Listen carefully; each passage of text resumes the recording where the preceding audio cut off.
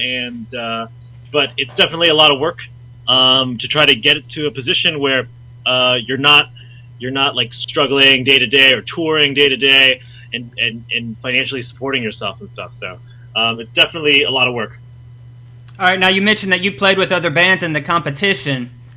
Is it more positive or more negative? I mean, do the bands argue amongst each other? Is there rivalries, or does everybody get along, or is it a little bit of both? Kind of be friends with each other to really make networking connections, because you never know who the next band is that's going to blow up. So you want to be able to kind of hook on to their success too, in some cases, and hopefully like open for them someday, trade shows, and like when you're touring out there and you're going into their town, they can help you promote. So it's definitely a lot of camaraderie out there, but it's also very, very competitive. All right. Now, what would you say are the difficulties, and what are the advantages of playing music in the underground music scene? I think the difficulties are definitely the competition, because there's just so many people doing it. But what I like about it is that it's very easy to connect with the fans, because we have like a really tight-knit group of fans that are out to every show, and we like to be personable with them, and it's easy to get along with them, and we know a lot of them by name, so I like that about it. Yeah, I mean, I love hanging out with the fans afterwards. I think it really gives them a sense of ownership into the band and the music, and it makes us work harder for those kind of that kind of commitment from people that really, really care about the music and care about us and want to know about our personal lives too. A lot of the people that we've met along the way, we actually hang out with. We text, we tweet, we Facebook them constantly. So it's fun. I mean, it's a great way to be social and meet a lot of different people. Good time slot, the same great venue. So that's really, really the hardest part, really, is trying to make some money, getting an opportunity to showcase your talents to the best audience out there. All right, now where are you guys from? We're actually all over New York City, mainly Brooklyn. I myself live in Astoria, and then some other members, Chris and Zach, live in Manhattan. All right, so y'all are from New York? Yeah. Now, how long have y'all been in a band? How long have y'all been playing together? The current lineup has been together for just over a year and a half. I was the last to join in August 2010. Yeah, I mean, and prior to that, the band was actually just myself, doing solo stuff. And then my producer and a bunch of other people were just like, you should just form a band and get out there and start performing live. And obviously you can't do that by yourself. So I went on to Craigslist, found some great guys, and everything's worked out since. All right, so what is your favorite part about being in a band? And what's your favorite part of playing music in the underground scene?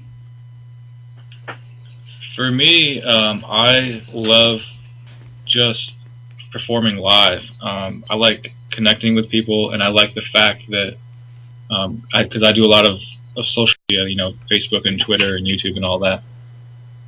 And for me, I mean, the biggest reward is I'm kind of shy. I have the stage fright. It forces me to get out of that comfort box.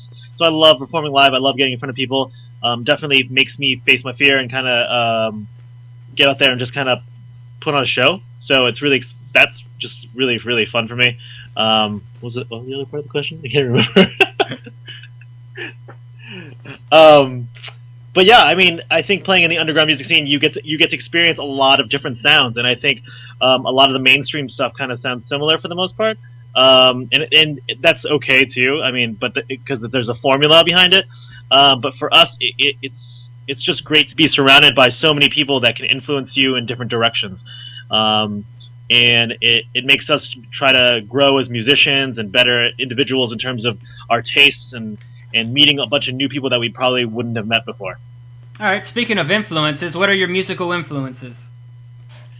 So I guess for me personally, my biggest influences are like bands like Death Cab and Jimmy Eat World are the two big ones for me. But all four of the guys in the bands have different kind of sounds that they really, really relate to. Josh? Yeah, for me it's I used to be into like the hard rock, alternative, and like the '90s alternative also, and that's kind of what got me into music. And it's definitely the rock alternative genre. All right. Now, I'm going to let you guys introduce your song. I'm about to play it as soon as you get done introducing it. Now, you feel free to introduce your song and give a little story behind it. What made you write the song? What was the inspiration? Absolutely. This song is called 20,000 Leagues. And I actually wrote this while I was in college. And it's about a relationship that I was in that I kind of knew the end was coming. So I guess it's kind of a sadder song, but I twisted it and made it happy sounding. So yeah, it's definitely upbeat and catchy. All right, I agree. All right, here we go. Here's 20,000.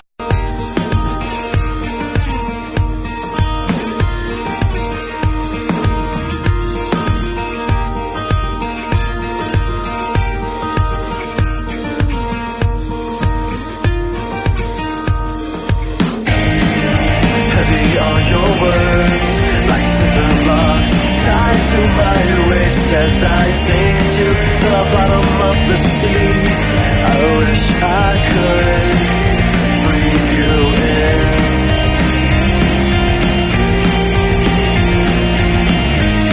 This knife in my back fell from the sleeves of your favorite jacket.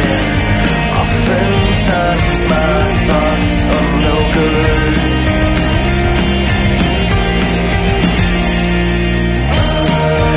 Stop breathing, is my heart beating? Honesty, I know you're leaving, so leave me scrambling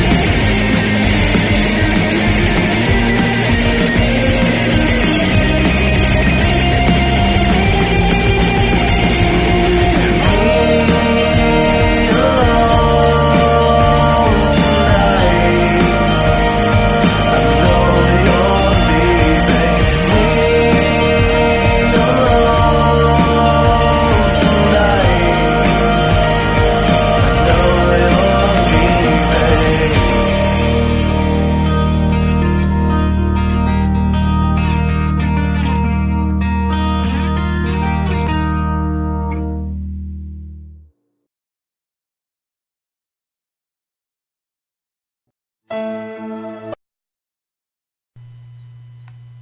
right, that was the Assembly Line with the song 20,000 Leagues.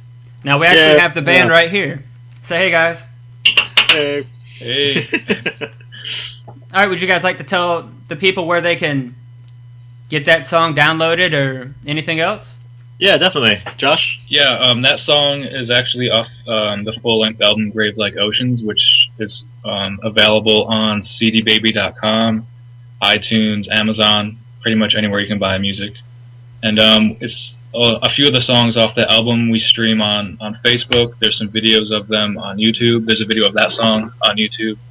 And, we do all of our social networking ourselves. So, Twitter, Facebook, YouTube, Instagram, video, all those cool apps.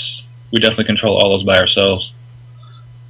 Yeah, so if you ever want to get personal, intimate, you guys can definitely reach out to us. Again, like Twitter. It's just twitter.com, the Assembly Line. Facebook.com/the Assembly Line. Viddy's this really cool new app here in Brooklyn this weekend. The Apu Tampu Festival. It's at Public Assembly. We're headlining it. We're going to play at midnight. Then we're going to go get shit-faced in Brooklyn. So everyone can come out and have a good time, hang out, give everyone a high five afterwards. And we've got this great new single out called Full and Partial. We have a video for it. It's on purevolume.com to see if you want to see the premiere video thing for it, or it's on YouTube. You can check it out there too. So, yeah, that covers all the thoughts, I think. Yeah, the official music video is on it's youtube.com /the Assembly Line Music. All right, guys. Thank you for the interview. Yeah, no problem. All right, that was the Assembly Line. Yay. All right, thank you. All right, take care.